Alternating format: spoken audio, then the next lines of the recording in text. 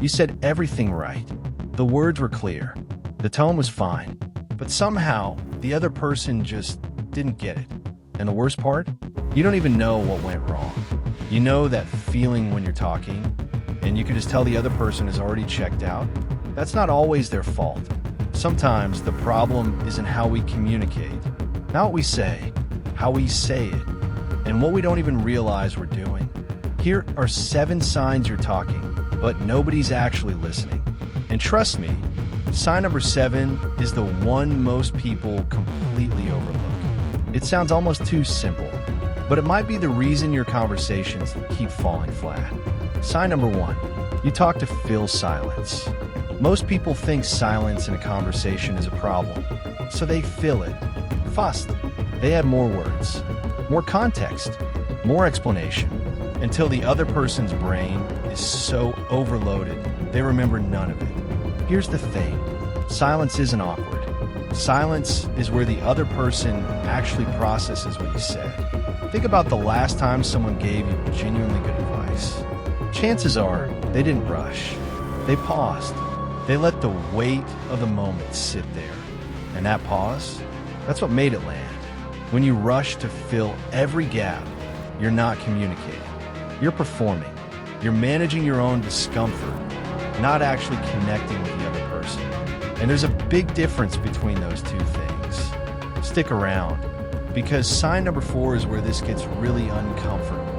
Most people don't even realize they're doing it. Sign number 2, you're listening to reply, not to understand.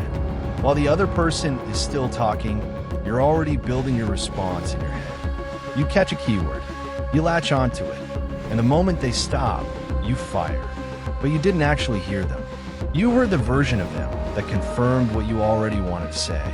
This is called selective listening, and it's one of the fastest ways to make someone feel invisible without ever realizing it. Here's what it looks like in real life.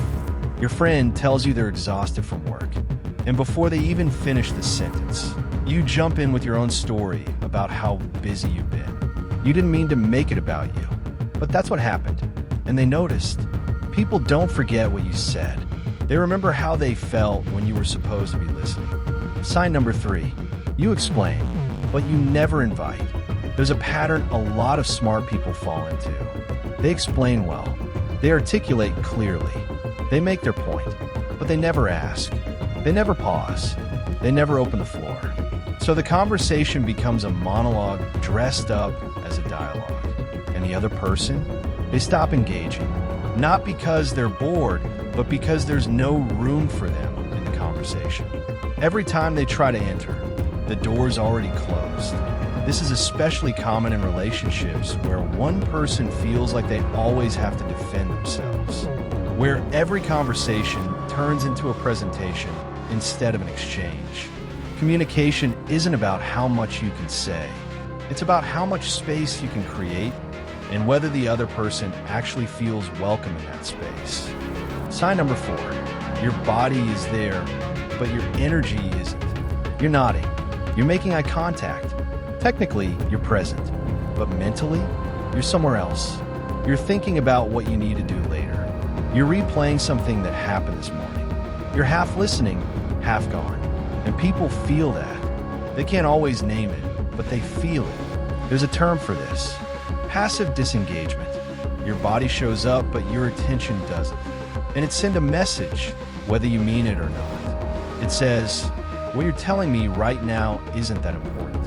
And the moment someone feels like they're talking to a wall, they stop opening up. Not dramatically, just slowly, quietly, they share less.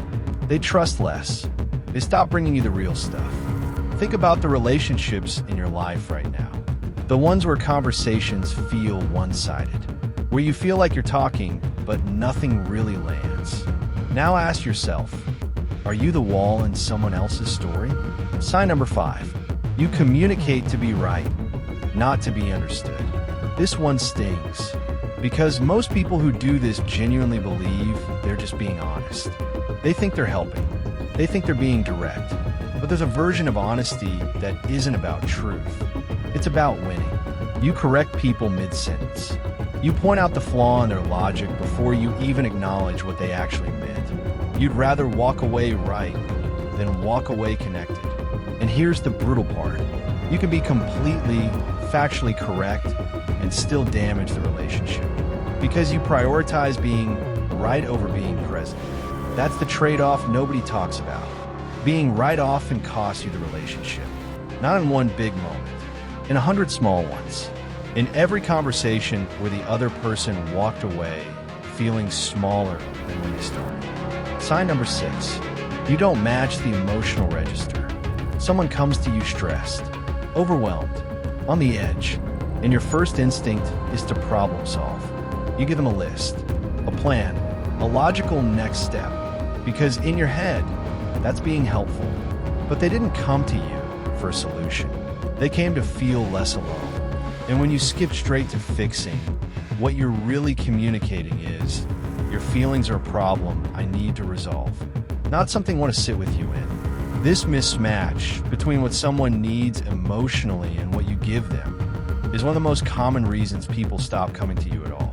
Not because you're a bad person, but because being around you when they're hurting doesn't actually help them feel better.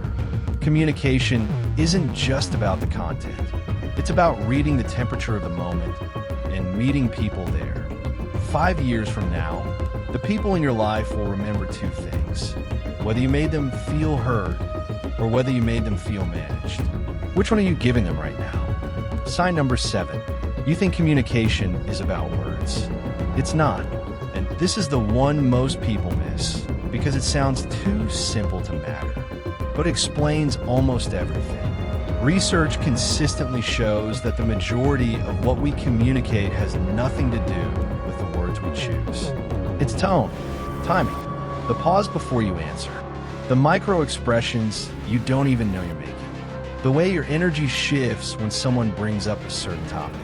When your words say, "I'm fine," but your tone says otherwise, people believe the tone. Every time, without exception, when you say no, go ahead, but your body language says you're annoyed, people feel the annoyance. The words become noise. Most people spend their whole lives trying to say the right thing, crafting the perfect sentence, choosing the right words, and never once stop to notice how they're saying it. The impatience underneath the patience, the distance underneath the warmth, that gap between what you mean and what actually lands. That's where most relationships quietly break down. Not in arguments, not in big fights, in the everyday moments where you thought you were being clear, and you weren't.